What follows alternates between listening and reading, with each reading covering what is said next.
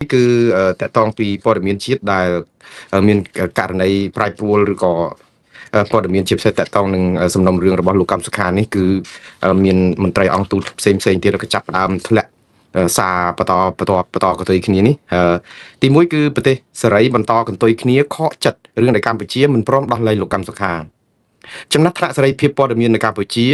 នៅលើពិភពលោកនៅតែស្ថិតក្នុងកម្រិតធ្ងន់ធ្ងរខ្លាំងបើទោះបីជាឡើងបានពិន្ទុខ្លះកម្ពុជានិងថៃព្រមគ្នាបើកច្រកព្រំដែនប៉ោយប៉ែតមួយផ្លែតដើម្បីប្រគល់និងទទួលជនជាតិថៃ635នាក់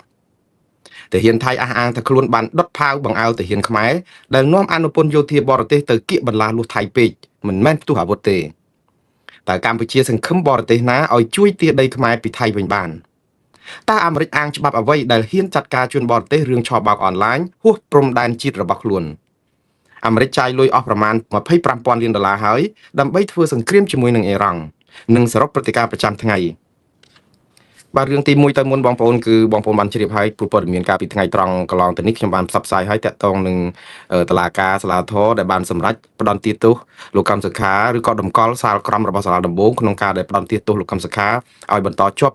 ការឃុំខ្លួនក្រោមការត្រួតពិនិត្យតាមផ្លូវតុលាការនេះ27ឆ្នាំដដែលដកហូតសិទ្ធិសេរីភាពនយោបាយទាំងអស់ដកហូតសិទ្ធិសេរីភាពក្នុងការឈរឈ្មោះឲ្យគេបោះឆ្នោតដកហូតសិទ្ធិសេរីភាពផ្សេងទៀតក្នុងការជួបប្រជុំមិត្តភ័ក្តិបងប្អូនសាច់ញាតិមិត្តភ័ក្តិឬក៏អ្នកដទៃទាំងបរទេសទាំងខ្មែរលើកលែងតែក្រុមគ្រួសារនឹងហាមចេញពីផ្ទះអីចឹងឥឡូវថែម5ឆ្នាំទៀតគឺមិនអោយចាក់ចេញពីប្រទេសកម្ពុជាទៅប្រទេសបរទេសណាមួយឡើយហើយ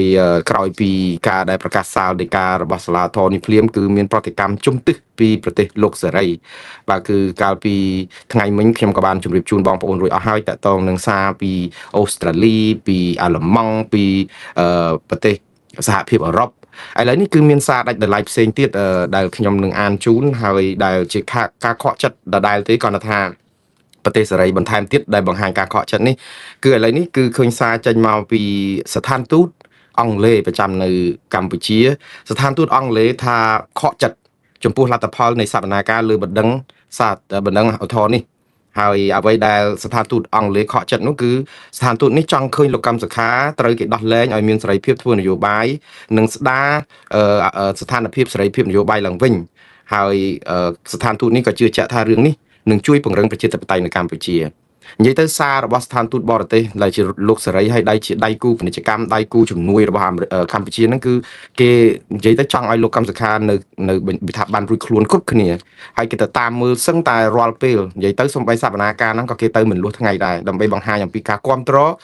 មិនមែនគ្រប់គ្រងអក្រិតជនឬក៏តន់ដិតឬក៏ជនទុច្ចរិតឯណាទេទូតអាមេរិកទូតអង់គ្លេសទូតកាណាដាទូតអូស្ត្រាលីនិងសហភាពអឺរ៉ុបទាំងអស់នេះគឺសុទ្ធតែជាមនុស្សដែលស្គាល់ខុសស្គាល់ត្រូវដែលដឹងប្រជាធិបតេយ្យហើយគេជាលោកសេរីទៀតយើងគួរដឹងថានៅពេលដែលទូតមួយបើកនៅប្រទេសកម្ពុជានៅក្នុងដែនអធិបតេយ្យកម្ពុជាតាមពិតរឿងលោកកម្មសុខានេះអត់ត្រូវមានស្ថានទូតណាមួយហ៊ាននិយាយតាក់ទងនឹងការសម្រេចរបស់តុលាការកម្ពុជាទេព្រោះវាជាការរំលោភដែនអធិបតេយ្យកម្ពុជាយ៉ាងដំណំហើយស្ថានទូតណាមួយក៏ដោយនៅក្នុងដែនអធិបតេយ្យរបស់ប្រទេសដទៃគឺគ្រាន់តែទៅក្នុងនាមជាអគ្គកុងស៊ុលទេគឺបំពេញកិច្ចការងារទូទៅផ្នែករដ្ឋបាលរត់ឯកសារសហការជាមួយអាជ្ញាធរនៅក្នុងការដែលសម្រួលអន្តោប្រវេសន៍ឬក៏ភ្ញៀវទេសចរឬឯកសារបទដ្ឋានគតិយុត្តអីផ្សេងសម្រាប់សម្របសម្រួលជនជាតិនៃម្ចាស់ស្ថានទូតនៅក្នុងដែនអធិបតេយ្យរបស់ប្រទេសណានោះមិនមែនទៅដើម្បីនិយាយរឿងនយោបាយបានទេព្រោះច្បាប់ឬកិច្ចព្រមព្រៀងឬអនុសារណៈនៃការយោគយល់គ្នាគ្មានប្រទេសណាអនុញ្ញាតឲ្យស្ថានទូតបរទេសចូលទៅក្នុងដែនរដ្ឋអធិបតេយ្យមួយហើយបញ្ចេញមតិរិះគន់រដ្ឋអធិបតេយ្យនោះពីរឿងបញ្ហាផ្ទៃក្នុងនយោបាយរបស់ខ្លួនបានទេរឿងនេះគឺជាការរំលោភដែនអធិបតេយ្យរបស់ប្រទេសមួយហើយដូច្នេះនៅពេលដែលស្ថានទូតដូចជាអង់គ្លេសអូស្ត្រាលីកាណាដានឹងចាក់ណែអាមេរិកអីឡាក់ហ្នឹងដែលបានចូលរួមនៅក្នុងដំណើរការក្តីលោកកម្មសុខាហើយជួយដាក់សម្ពាធដាក់អីរដ្ឋាភិបាលតាមពិតរឿងនេះគឺជារឿងជ្រៀតជ្រែកក្នុងកិច្ចការផ្ទៃក្នុងកម្ពុជាយ៉ាងដំណំហើយរដ្ឋាភិបាលកម្ពុជាមានសិទ្ធិ 100% ក្នុងនាមជាម្ចាស់ផ្ទះក្នុងការទាត់ចោលឬក៏អាចថ្កោលទោសស្ថានទូតទាំងអស់នេះទៀតផងតាមពិតមកដល់ម៉ោងនេះរដ្ឋាភិបាលកម្ពុជាគួរតែចេញសេចក្តីថ្លែងការណ៍ទាត់ចោលរបាយការណ៍របស់ទូតទាំងអស់ដែលសម្ដែងការខកចិត្តចង់ឲ្យលោកកម្មសុខានៅក្រៅឃុំឬក៏លើកលែងការចោទប្រកាន់អីទាំងអស់ហ្នឹងទាំងអស់ហ្នឹងគឺរដ្ឋាភិបាលកម្ពុជាមានសិទ្ធិជាប្រទេសអធិបតេយ្យរដ្ឋឯករាជ្យគឺត្រូវការចេញសារហ្នឹងដើម្បីទាត់ចោលការលើកឡើងរបស់ស្ថានទូតហើយព្រមានស្ថានទូតហ្នឹងទៀតថាអ្នកឯងមកក្នុងដែនអធិបតេយ្យរបស់កម្ពុជាមិនមែនមកធ្វើនយោបាយទេហើយក៏គ្មានសិទ្ធិធ្វើនយោបាយដែរ នេះបើអ្វីដែលកម្ពុជាគិតថាខ្លួនឯងធ្វើត្រូវដែលកាត់ទោសលោកកម្មសខាឲ្យ5ឆ្នាំទៀតនឹងធ្វើត្រូវក៏ប៉ុន្តែកម្ពុជាមិនអាចថ្លែងសារទៅទាត់ចោលអ្វីដែលជាសាររបស់ស្ថានទូតទាំងអស់នេះហេតុអីបានជាកម្ពុជាអាចធ្វើអញ្ចឹងទី1អ្វីដែលជាទង្វើរបស់ខ្លួនធ្វើគឺមិនមែនជាការធ្វើក្នុងដែនអធិបតេយ្យភាពឯករាជ្យម្ចាស់ការរបស់តុលាការជាតិកម្ពុជាទេគឺទី1យើងបង្ហាញសហគមន៍អន្តរជាតិថាកម្ពុជាអត់មានលំនឹងក្នុងរបៀបដឹកនាំរដ្ឋទេអត់មានលំនឹងនឹងបានន័យថាយើងអត់មានម្ចាស់ការខ្លួនឯងទេស្ថាប័នតុលាការខ្លួនឯងអត់មានឯករាជ្យអត់មានភាពម្ចាស់ការដែលធ្វើឲ្យប្រទេសសេរីគឺគេអាចរិះគន់តាក់ទងនឹងរឿងនយោបាយព្រោះគេអត់ទុកចិត្តយើងហើយក៏គេមានឥទ្ធិពលបើទោះបីជាគេជារដ្ឋនៅក្នុងដែនអធិបតេយ្យរបស់កម្ពុជាគេក៏មានឥទ្ធិពលនៅក្នុងការរិះគន់រដ្ឋាភិបាលឲ្យស្ដារសិទ្ធិមនុស្សនិងប្រជាធិបតេយ្យឡើងវិញដើម្បីអីដោយសារតែយើងទទួលជំនួយពីគេឥតចំណងច្រើនណាស់ហើយម្យ៉ាងទៀតប្រទេសទាំងអស់នេះប្រទេសច្រើនណាស់ជាហត្ថលេខីនៃកិច្ចព្រមព្រៀងសន្តិភាពទីក្រុងប៉ារីអូស្ត្រាលីក៏តែអញ្ចឹងកាណាដាក៏អញ្ចឹងអាមេរិកក៏អញ្ចឹងចូលរួមគ្នានៅក្នុងការមើលការខុសត្រូវដើម្បីឲ្យប្រទេសកម្ពុជាមានសេរីភាពមានការគោរពសិទ្ធិមនុស្សមានពហុបកតែយើងធ្វើបំផ្លាញគ្រប់បែបយ៉ាងដូច្នេះកម្ពុជាខ្លួនឯងហ្នឹងប្រព្រឹត្តកំហុសខ្លួនឯងទេបានជាអត់ហ៊ានចោទប្រកាន់ស្ថានទូតទាំងអស់នេះថាប្រព្រឹត្តខុសរំលោភដែនអធិបតេយ្យកម្ពុជាបើការពិតណាបងប្អូនបើសិនជាការពិតណាកម្ពុជាដូចខ្ញុំនិយាយចឹងមានសិទ្ធិ 100% នៅក្នុងការថ្កោលទោសរដ្ឋាភិបាលអាមេរិករដ្ឋាភិបាលកាណាដារដ្ឋាភិបាលអូស្ត្រាលីរដ្ឋាភិបាលចក្រភពអង់គ្លេសអាល្លឺម៉ង់ប្រទេសឆេកូស្លូវ៉ាគីឬសាធារណរដ្ឋឆែកឬក៏ប្រទេសអាល្លឺម៉ង់ឡាក់នេះកាណាដាអីទាំងអស់នេះដែលហ៊ានចេញលិខិតសម្ដែងការខកចិត្តយ៉ាងខ្លាំងតាក់ទងនឹងការដែលតុលាការសម្រេចក្តីមិនដោះលែងលោកកម្មសខានេះព្រោះរឿងនេះរឿងតុលាការខ្មែរតារឿងអាយុជីវិតរបស់តុលាការជាតិរឿងដែនអធិបតេយ្យរបស់កម្ពុជាហេតុអីបានជាប្រទេសទាំងអស់នេះហ៊ានលូកដៃចូលតែហេតុអីបានជាខ្មែរអត់ហ៊ានថ្កោលទោសគេដោយសារយើងធ្វើខុសដែរបើយើងធ្វើត្រូវគ្មានប្រទេសណាមកហ៊ានលូកដៃមកចោលប្រាប់យើងថាគួរធ្វើចេះធ្វើចុះកំណត់ហេតុនៃការរំលោភសិទ្ធិមនុស្សរបស់យើងគឺអាក្រក់រាល់ឆ្នាំតែដូចចឹងយើងអត់មានលេសអីក្រៅតែពីបោកប្រាស់ប្រជាពលរដ្ឋខ្មែរតាយើងទៅបោកប្រាស់ប្រជាពលរដ្ឋខ្មែរធ្វើនយោបាយប្រជាពិធមួយថាតុលាការកម្ពុជាឯករាជ្យណាស់រដ្ឋាភិបាលក៏គ្មានសិទ្ធិអីទៅបង្គាប់បញ្ជាឲ្យតុលាការដោះលែងលោកកម្មសខាឬក៏អ្នកទោសនយោបាយឬអ្នកទោសណាទេព្រោះអីជាដែនសមត្ថកិច្ចរបស់តុលាការដែលគេសម្រេចដោយខ្លួនគេរដ្ឋាភិបាលអត់មានប៉ះពាល់ព្រោះយើងថាយើងឯករាជ្យអានេះហើយដែលធ្វើឲ្យយើងបោះដងដាវទៅឲ្យប្រទេសសេរីក្នុងការរិះគន់យើងហើយនៅពេលដែលគេរិះគន់យើងគេខកចិត្តតើអ្នកណាអ្នកចំណេញអ្នកដែលខាត់បងច្រើនជាងគេគឺប្រជាពលរដ្ឋខ្មែរទាំងជិត18លានអ្នកគឺជាតិខ្មែរទាំងអស់គឺខាត់បងឥឡូវអស់ពីសាររបស់ស្ថានទូតអង់គ្លេសអាហ្នឹងតែចេញរសៀលនេះទេមុនយប់នេះហើយកាណាដាក៏អញ្ចឹងដែរកាណាដាក៏គេចេញសារមកប្រាប់ថាគេក៏មិនពេញចិត្តអ្វីដែលជាចំណាត់ការរបស់រដ្ឋាភិបាលកម្ពុជានេះគឺជាសាររបស់តំណាងប្រទេសកាណាដានៅប្រទេសកម្ពុជាសាលាឧទ្ធរណ៍នៅព្រឹកថ្ងៃទី30ខែមេសានេះបានប្រកាសសាលដីកាដោយរក្សាសាលក្រមរបស់សាលាដំបងលើសំណុំរឿងលោកកម្មសខានិងមិនអោយលោកចាក់ចេញពីប្រទេស5ឆ្នាំលោកកម្មសខាត្រូវបានសាលាដំបងរាជធានីភ្នំពេញផ្តន្ទាទោសឲ្យជាប់ពន្ធនាគាររយៈពេល27ឆ្នាំពីបទសន្តិទ្ធភាពជាមួយបរទេសដែលត្រូវឃុំខ្លួននៅក្នុងផ្ទះសំទោសសាររបស់ទូតកាណាដានៅខាងក្រោមនេះកាណាដាសូមសម្ដែងការសោកស្ដាយចំពោះសេចក្តីសម្រេចរបស់តុលាការសាលាធរដែលបានប្រកាសនៅថ្ងៃនេះដោយសម្រេចតម្កល់សាលដីកាផ្តន្ទាទោសរយៈពេល27ឆ្នាំទៅលើលោកកម្មសខាឯអគ្គរដ្ឋទូតកាណាដា Christian Desroches បានចូលរួមជាមួយនឹងតំណាងស្ថានទូតពីបណ្ដាប្រទេសជាច្រើនដើម្បីសង្កេតលើសាលដីកានេះការគោរពទួនាទីចាំបាច់របស់គណៈបកប្រឆាំងនិងសង្គមស៊ីវិលនិងសារព័ត៌មានសេរីគឺជាកត្តាដែលមិនអាចខ្វះបានសម្រាប់អភិបាលកិច្ចល្អតាមលទ្ធិប្រជាធិបតេយ្យនេះជាភាសាការទូតទេឲ្យគេរំលឹកយើងដូចក្មេងបៀមដៃចឹងបងប្អូនគេមិនសប្បាយចិត្តគេរំលឹកយើងណាប្រជាធិបតេយ្យសិទ្ធិមនុស្សហ្នឹងគឺដើម្បីការអភិវឌ្ឍដើម្បីអភិបាលកិច្ចល្អតើយើងធ្វើប្រមាណឆ្នាំទៀតដើម្បីឲ្យបរទេសដាស់តឿនក្រៅរំលឹកយើងខ្ញុំកំពុងតែឆ្ងល់យើងអត់ចេះខ្មាស់គេទេអញ្ចឹងយើងប្រទេសយើងដើរមកដល់របបនេះ40ឆ្នាំជាងហើយប្រជាធិបតេយ្យយើងគួរតែបើនិយាយពីដើមស្វាយវិញសឹងចង់អាលុំដើមងាប់ដើមទៅដាំសារថ្មីបាត់ទៅហើយផ្លែមកហើយវាអត់វាទៅជារាំងរឹសអក្រិនអត់មានអាចទៅបានផលអីសោះវាទៅជាអញ្ចឹងឲ្យគេអប់រំណែនាំឥឡូវទូតកាណាដាទូតអង់គ្លេសម្សិលមិញមានអូស្ត្រាលីមានបារាំងមានចក្រភពនៅសហភាពអឺរ៉ុបមានស្អីហូហែអត់ទាន់ឃើញតែសារពីទូតអាមេរិកទេហើយនឹងអង្គការសហប្រជាជាតិទេប៉ុន្តែដូចខ្ញុំនិយាយចឹងអាមេរិកប្រហែលអាចរវល់បនជាតិឬក៏បនស្អីគេនេះមួយឧសភានេះគេបិទស្ថានទូតអីផងចាប់អត់ទាន់ឃើញសារគាត់ប៉ុន្តែអាមេរិកធ្លាប់ថ្កោលទោសតាំងពីឆ្នាំ2023មកកាលសាលាដំបងថ្កោលទោសកាត់ទោសលោកកម្មសខាអង្គការសហប្រជាជាតិអ្នករាយការណ៍ពិសេសក៏គេថ្កោលទោសឥឡូវសួរសំណួរទៅវិញថាតើការធ្វើដូច្នេះអ្នកណាចំណេញដាក់លោកកម្មសខានៅក្នុងពន្ធនាគារឬក៏ឃុំខ្លួនថែមប្រហែលឆ្នាំទៀតអ្នកណាចំណេញអ្នកណាខាតយើងកំពុងតែមានបញ្ហាជាមួយប្រទេសថៃយើងកំពុងតែត្រូវការធ ធ្វើគេហៅថាអន្តរជាតិតុបនីយកម្មនៃចំនួនព្រំដែនខ្មែរថៃសប្តាហ៍កម្ពុជាកំពុងតែធ្វើអន្តរជាតិនុបនីយកម្មអន្តរជាតិតុបនីយកម្មនៃចំនួនព្រំដែនខ្មែរថៃហេតុអីបានជាខ្ញុំនិយាយចឹងគឺអន្តរជាតិតុបនីយកម្មនេះគឺការធ្វើឲ្យចំនួនព្រំដែនខ្មែរថៃនេះគឺក៏ក្រើកលើឆាកអន្តរជាតិឲ្យអន្តរជាតិជួយមើលអំពីចំណុចខុសរបស់ថៃអីអញ្ចឹងទៅណាកោលទោសថ្លែងសារបដិសេធសរសេរសារទៅ UN សរសេរសារទៅក្រុមប្រឹក្សាសន្តិសុខអង្គការសហប្រជាជាតិសរសេរសារប្រកាសកោលទោសថៃជិតប្រហែល800លើកហើយក៏ចាប់ផ្ដើមនាំគណៈប្រតិភូអ្នកសង្កេតការអនុព័ន្ធយោធាអីទទួលដែនហ្នឹងគឺយើងចង់ឲ្យអន្តរជាតិដឹងលឺរឿងយើង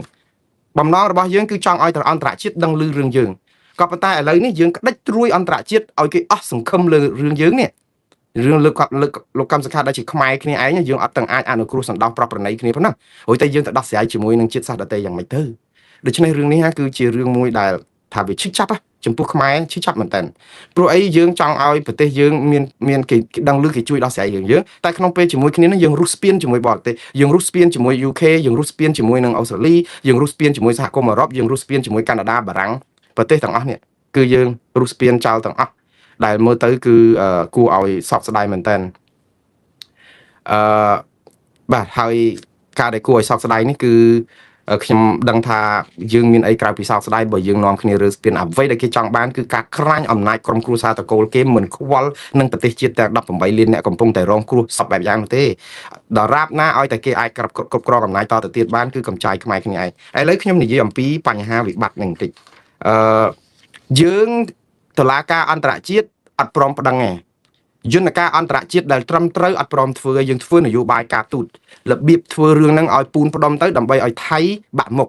កម្ពុជាចង់ធ្វើអារឿងស្អីបន្តិចយើងទៅរកអន្តរជាតិដូចថាកោលទោសថៃជាឆាកអន្តរជាតិហ្នឹងគឺយើងចង់ឲ្យអន្តរជាតិមើលឃើញពីទង្វើរបស់ថៃដែលថាប្រព្រឹត្តខុសក៏ប៉ុន្តែក្នុងពេលជាមួយគ្នានឹងអាយន្តការច្បាប់អីហ្នឹងយើងអត់ប្រ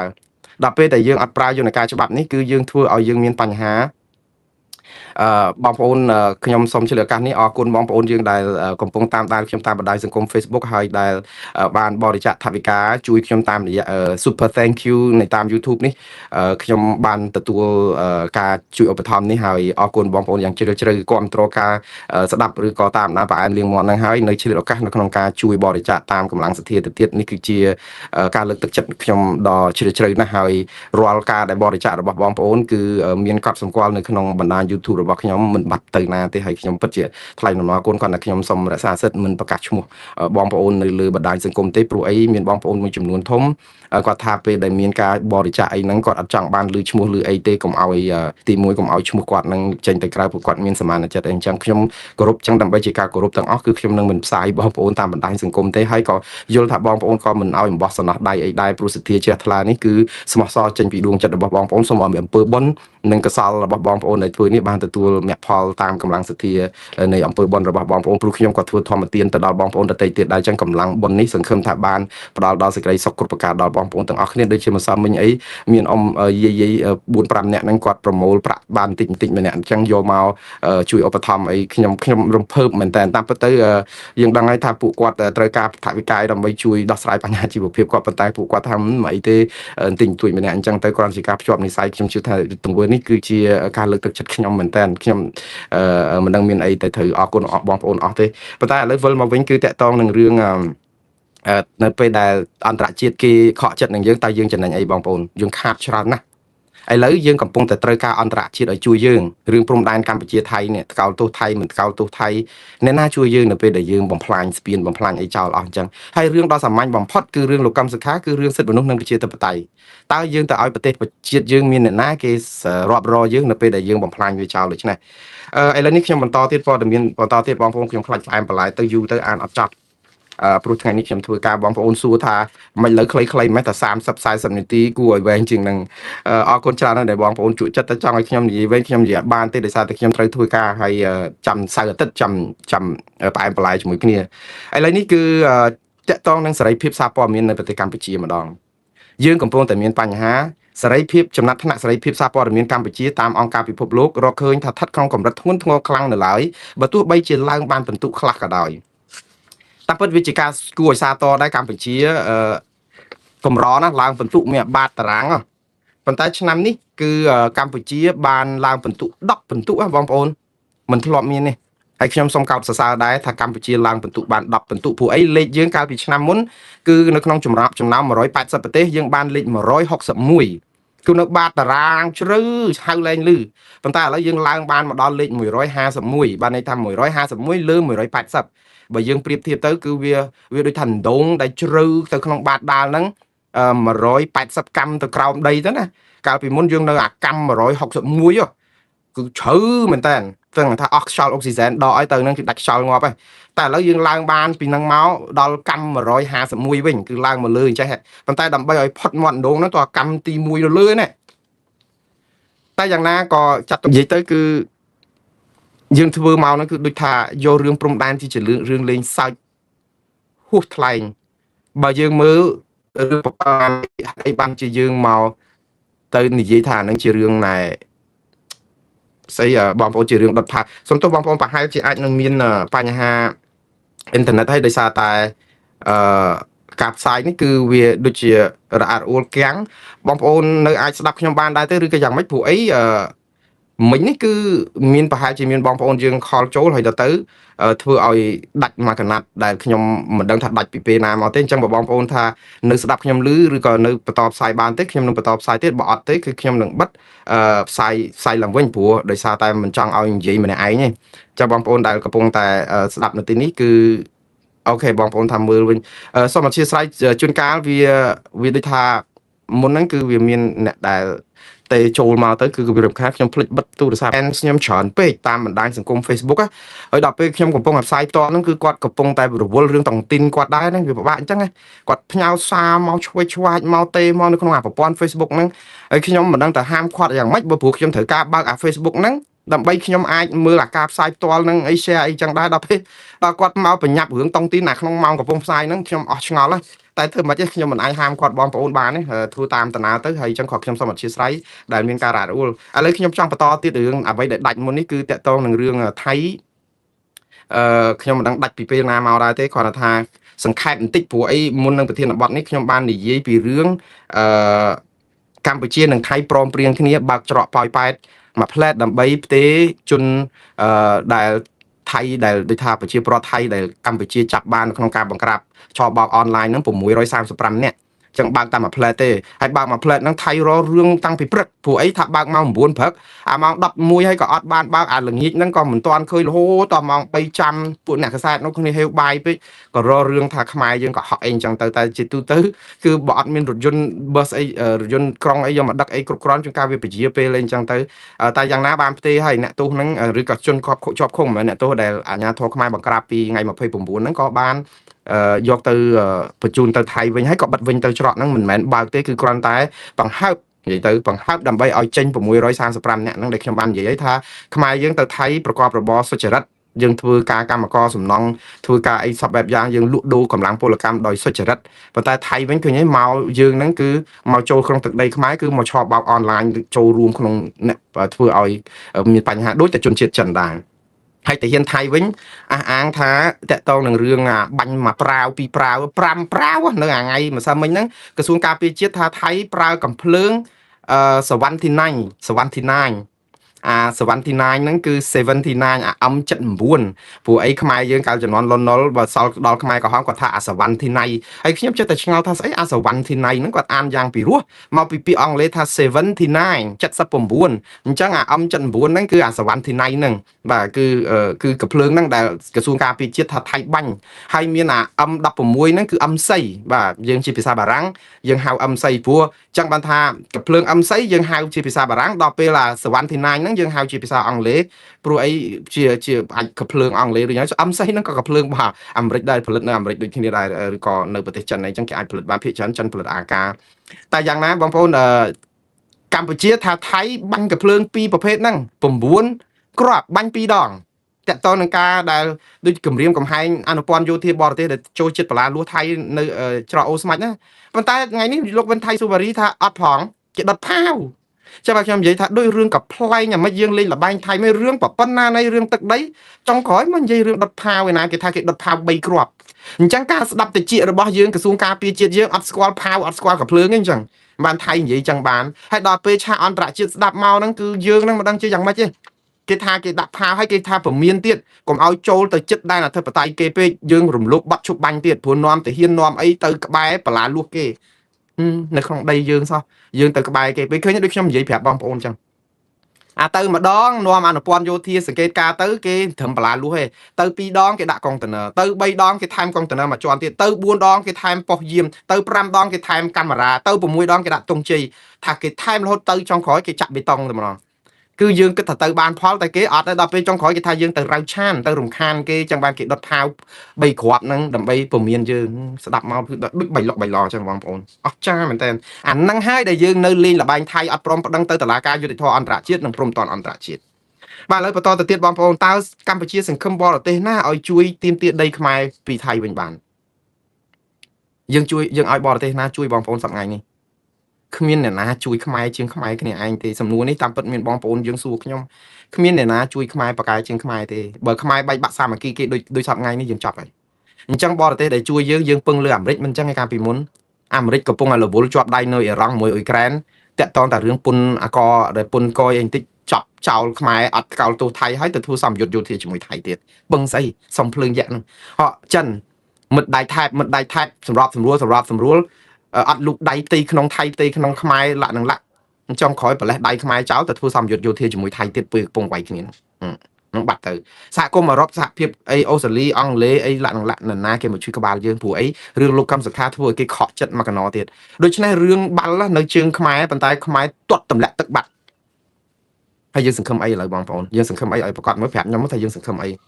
ខ្ញុំនិយាយនេះមិនឲ្យបងប្អូនអស់សង្ឃឹមទេសង្ឃឹមលើតុលាការយុត្តិធម៌អន្តរជាតិព្រមទាំងអន្តរជាតិអត់ព្រមតវ៉ាឲ្យរដ្ឋាភិបាលដាក់ប្តឹងមករករឿងអាអ្នកដែលគេចង់ដាក់ប្តឹងទៅវិញហើយចាប់ផ្ដើមថ្កោលទោសបដិសេធមិនទទួលស្គាល់ទៅនាំគណៈប្រតិភូក្បែរព្រំដែនដើម្បីឲ្យថៃគេដកផាវបង្អើលយើងចឹងរាល់ពេលចឹងទៅយូរទៅធ្វើដូចបលុកបឡទៀតជពាមកស៊ូមកទៀតហើយទៅយើងយូរទៅដូចចង់និយាយថាលេងលបែងចឹងសំណួរបងប្អូនសួរខ្ញុំតើតើនឹងរឿងអាមេរិកចោតប្រកាន់ចាប់ជនបរទេសពីរឿងឆបបោកអនឡាញដោយរឿងលោកកកអានរឿងអី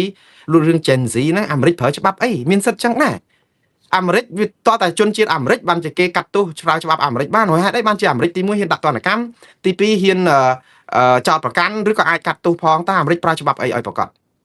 បងប្អូនខ្ញុំមិនមានពេលគ្រប់គ្រាន់ដើម្បីបញ្យល់រឿងនេះឲ្យលម្អិតទេគ្រាន់តែជម្រាបអញ្ចេះអាមេរិកនេះគឺជាជាតិសាសន៍ពិសេសរដ្ឋធម្មនុញ្ញអាមេរិកចែងយ៉ាងទូលំទូលាយថា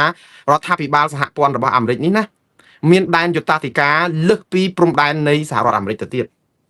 បានន័យថាម៉េចធម្មតាដែនយុត្តាធិការឬក៏គេហៅដែនសមត្ថកិច្ចនៅក្នុងការកាត់ក្តីអីមួយហ្នឹងគឺយើងធ្វើបានតែក្នុងរង្វង់ដែនអធិបតេយ្យរបស់ជាតិមួយតែផុតហ្នឹងគឺត្រូវឲ្យរដ្ឋបរទេសជាអ្នកដោះស្រាយក៏ប៉ុន្តែច្បាប់រដ្ឋធម្មនុញ្ញអាមេរិកមានភាពទូលំទូលាយក្នុងការអនុញ្ញាតឲ្យតែអ្នកណាធ្វើប៉ះពាល់ប្រយោជន៍អាមេរិកមិនចំពោះអ្នកឯងជាសាសនាទេនៅកាហេងមេឃណាក៏ដោយដែនសមុទ្រដែនអាកាសណាក៏ដោយឲ្យតែអ្នកឯងប៉ះពាល់ដល់ផលប្រយោជន៍របស់ជនជាតិអាមេរិកគឺអ្នកឯងត្រូវតែទទួលរងការកាត់ទោសហើយរួមទាំងអំពើឆបោកអនឡាញរួមទាំងអំពើរំលោភសិទ្ធិមនុស្សនិងប្រជាធិបតេយ្យច្បាប់មួយរបស់អាមេរិកដែលមានគេហៅថាយុត្តាធិការហួសដែនកំណត់នៃដែនកំណត់អធិបតេយ្យរបស់ជាតិគឺគេមានច្បាប់ព្រហ្មទណ្ឌរបស់អាមេរិកនឹងកំណត់អញ្ចឹងបានន័យថាឲ្យអាមេរិកចោទប្រកាន់ឬក៏ដាក់ទណ្ឌកម្មបុគ្គលដែលជាបរទេសដែលប៉ះពាល់ដល់ផលប្រយោជន៍របស់ប្រជាពលរដ្ឋអាមេរិកគឺជាសិទ្ធិស្របច្បាប់របស់រដ្ឋាភិបាលអាមេរិកក្នុងការផ្ដន់ទាទោសក្នុងការចោទប្រកាន់ក្នុងការយកមកផ្ដន់ទាទោសប៉ុន្តែអាមេរិកអាចកាត់ទោសជននោះនៅរដ្ឋបរទេសបានដែរឬទេនេះជាសំណួរមួយផ្សេងតាមពិតជាទូទៅច្បាប់រដ្ឋធម្មនុញ្ញអាមេរិកក៏អនុញ្ញាតឲ្យធ្វើដូច្នេះដែរគ្រាន់តែថាការអនុវត្តកន្លងមកអត់ដែលធ្វើទៅកើតទេព្រោះអីនីតិវិធីរដ្ឋធម្មនុញ្ញនៅក្នុងនីតិវិធីតុលាការវាមានភាពស្មុគស្មាញពេកព្រោះបើយើងធ្វើប៉ះអានីតិវិធីសម្ភាសសាកសីសួរចម្លើយឬធ្វើសវនាការហ្នឹងតើមានការឆក់ល្វែងគឺជនប្រព្រឹត្តរួចខ្លួនដែរដូច្នេះអាមេរិកអត់ដែលបន្ថយរឿងហ្នឹងទេយើងអត់អាចទៅបើកសវនាការនៅក្រៅប្រទេសដើម្បីកាត់ក្តីនរណាម្នាក់ឯងគឺមានតែធ្វើបច្ចាប័នហ្នឹងគឺបានន័យថាការផ្ទេរអ្នកទោសទៅវិញទៅមករវាងកិច្ចព្រមព្រៀងរវាងប្រទេសនិងប្រទេសអញ្ចឹងបច្ចាប័ននេះគឺកម្ពុជានិងអាមេរិកអត់មានបច្ចាប័នផ្ទេរអ្នកទោសហ្នឹងទេយើងប្រើកិច្ចព្រមព្រៀងមួយទៅវិញគឺគេហៅកិច្ចព្រមព្រៀងដូចបញ្ជូនជនអន្តោប្រវេសន៍ខ្មែរដែលមកប្រព្រឹត្តជាប់គុកនៅអាមេរិកចឹងហើយ បញ្ជូនទៅកម្ពុជាហ្នឹងឬក៏អាមេរិកស្នើសុំឲ្យកម្ពុជាបញ្ជូនជនជាតិអាមេរិកមកឲ្យអាមេរិកដោះស្រាយវិញអានេះគឺជាការយោគយល់គ្នា MOU ទេមិនមែនជាកិច្ចព្រមព្រៀងឬក៏ថាសន្ធិសញ្ញាអីនោះទេព្រោះយើងអត់មានប្រតិបត្តិជាមួយអាមេរិកទេអាមេរិកមានប្រតិបត្តិជាមួយប្រទេសច្រើនណាតែអត់មានជាមួយកម្ពុជាទេហើយអាមេរិកក៏អត់មានចង់បញ្ជូនជនជាតិអាមេរិកទៅក្រៅដែរដើម្បីឲ្យគេកាត់ទោសអញ្ចឹងហើយបានអាមេរិកជ្រើសរើសមិនខ្លាយទៅជាសមាជិកនៃតុលាការព្រហ្មទណ្ឌអន្តរជាតិទេព្រោះការដែលមិនខ្លាយទៅជាសមាជិកតុលាការព្រហ្មទណ្ឌអន្តរជាតិ ICC នេះដោយអាមេរិកគិតពីប្រយោជន៍របស់ប្រជាពលរដ្ឋខ្លួនហើយជឿជាក់លើប្រព័ន្ធតុលាការរបស់ខ្លួនដែលមិនអនុញ្ញាតឲ្យជនជាតិអាមេរិកណាមួយត្រូវបានកាត់ទោសដោយតុលាការអន្តរជាតិនេះនៅក្រៅដែនអធិបតេយ្យរបស់អាមេរិកទេអាមេរិកចង់ចាត់ការរឿងនេះខ្លួនឯងអញ្ចឹងជាហេតុផលមួយដែលអាមេរិកអត់បញ្ជូនមនុស្ស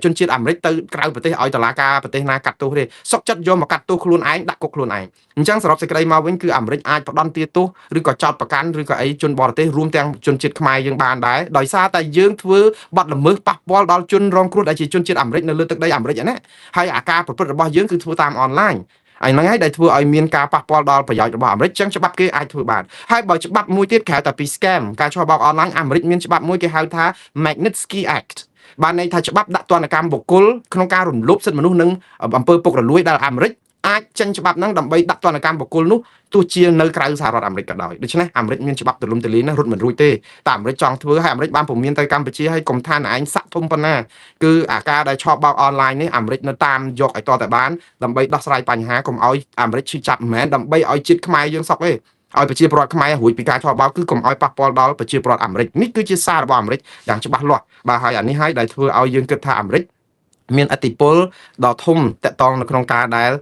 អាចដោះស្រាយបញ្ហានេះបានក្នុងដែនអធិបតេយ្យរបស់រដ្ឋបរទេសគឺអាមេរិកដាក់សម្ពាធឲ្យរដ្ឋាភិបាលនោះសហការ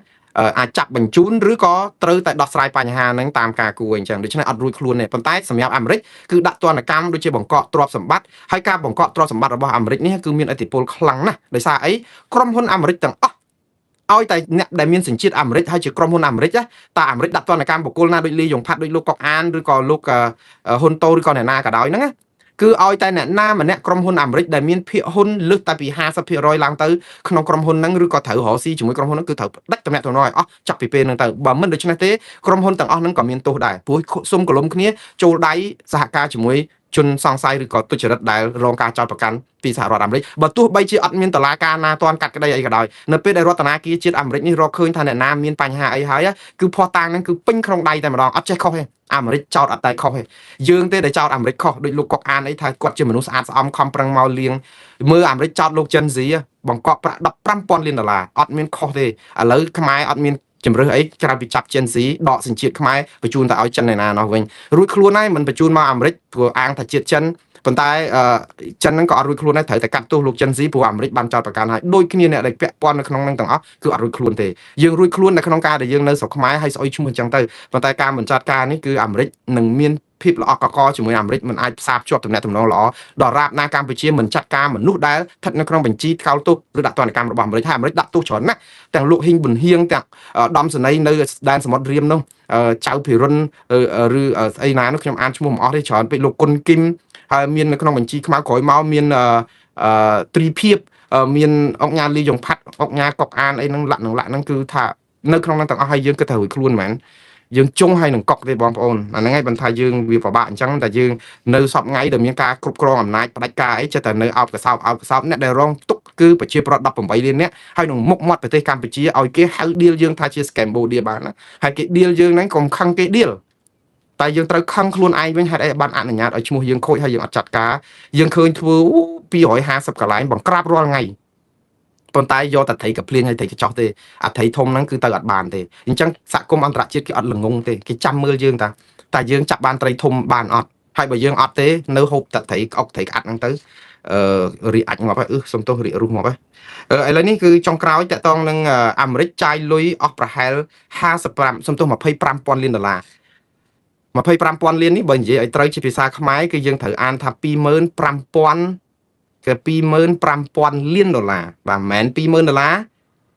គឺហើយក៏មិនមែន$20,000គឺ$25,000 លានបាទក្នុងមួយថ្ងៃអាមេរិកចំណាយលុយប្រមាណជិត$1,000 លានសម្រាប់ធ្វើសង្គ្រាមជាមួយអ៊ីរ៉ង់ដើម្បីអីទិញតែគ្រាប់កន្ទុះនិងគ្រាប់រំសេវហ្នឹងគ្រាប់បែកដែលទម្លាក់ស្រោចលើ1300ទីតាំងនៅអ៊ីរ៉ង់ហ្នឹងគឺជាលុយដែល អាមេរិកចំណាយរាល់ថ្ងៃដើម្បីធ្វើសង្គ្រាមនៅអ៊ីរ៉ង់ដូច្នេះនេះគឺជាមន្ត្រីប៉ង់តាហ្គោនទេនៅមន្ទីរបញ្ចកោណដែលជាមន្ទីរកណ្ដាលគ្រប់គ្រងយោធាហ្នឹងគឺគេបានរាយការណ៍មកថានេះគឺជាលើកដំបូងហើយដែលគេបញ្ចេញរបាយការណ៍តាក់ទងនឹងការចំណាយ$25,000 លានបងប្អូន$25,000 លាននេះគឺស្មើនឹងថវិកាជាតិកម្ពុជា2ឆ្នាំកន្លះអាមេរិកចាយត្រឹមតែមួយខែជាងនៅក្នុងការធ្វើសង្គ្រាមជាមួយអ៊ីរ៉ង់ស្មើនឹងថវិកាជាតិខ្មែរយើងដើម្បីផ្គត់ផ្គង់គ្រប់ទូទាំងប្រទេស2ឆ្នាំកន្លះដែលអត់ចាំបាច់រលុយអីមួយរៀលមកអង្គុយតែយកលុយនឹងទៅចាយបាក់ប្រាក់ខែបាក់អីហេដ្ឋារចនាសម្ព័ន្ធអីហ្នឹងគឺបាន2ឆ្នាំកន្លះលុយច្រើនសន្ធឹកសន្ធាប់ណាស់ប៉ុន្តែសម្រាប់អាមេរិកវិញ$25,000 លាននេះគ្រាន់តែជាទឹកមួយដំណក់នៅក្នុងមហាសាគរទេព្រោះអីអាមេរិកចាយនៅក្នុងមួយឆ្នាំ6ទៅ7 trillion បាទមិនមែនពាន់លានមិនមែនម៉ឺនលានទេគឺ trillion ដុល្លារថវិកាជាតិអាមេរិកហ្នឹងគឺស្មើនឹងថវិកាជាតិខ្មែរហ្នឹងរាប់រយឆ្នាំនៅក្នុងមួយឆ្នាំបងប្អូនហើយខ្ញុំស្លេះការផ្សាយរបស់ខ្ញុំប៉ុណ្ណឹងសិនហើយក៏សូមអធិស្ឋានដែរដែលមុនហ្នឹងមានបញ្ហាល្អរអួលសេវាបន្តិចដោយសារតែខ្ញុំមិនដឹងថាអាចមកពីបណ្ដាញអ៊ីនធឺណិតឬយ៉ាងម៉េចទេហើយ